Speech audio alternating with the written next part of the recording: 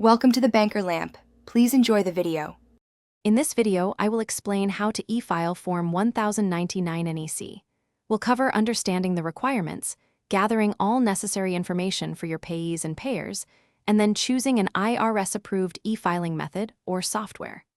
This guide will help you navigate the process smoothly and ensure compliance with IRS regulations, making your tax season less stressful.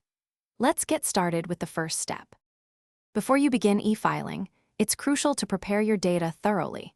You'll need to collect complete information for each payee, including their full name, current address, and taxpayer identification number. Accurately record the total non-employee compensation paid to each individual.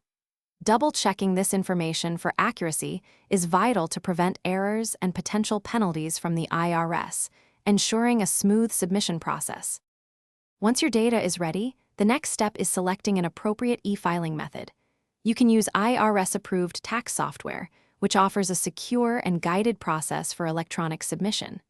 For businesses with many forms, the IRS File system is an option.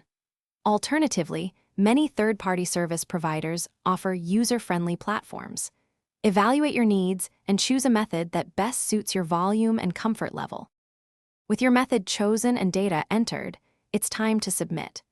Carefully follow the instructions provided by your selected software or service to finalize the e-filing process.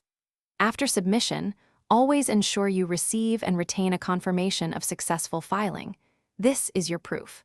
Finally, remember to distribute copies of Form 1099 NEC to all your payees by the required deadline, completing your obligations. Thanks for watching. If this was helpful, leave a like and consider subscribing. See you next time.